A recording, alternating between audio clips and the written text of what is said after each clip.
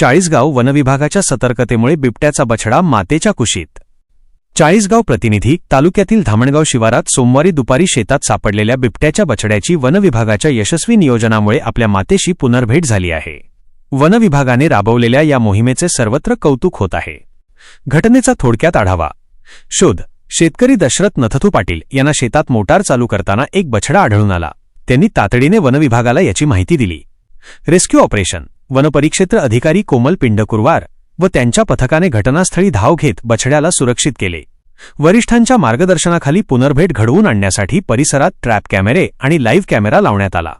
यशस्वी पुनर्भेट नैसर्गिक वातावरण तयार करून बछड्याला कॅरेटमध्ये ठेवण्यात आले होते।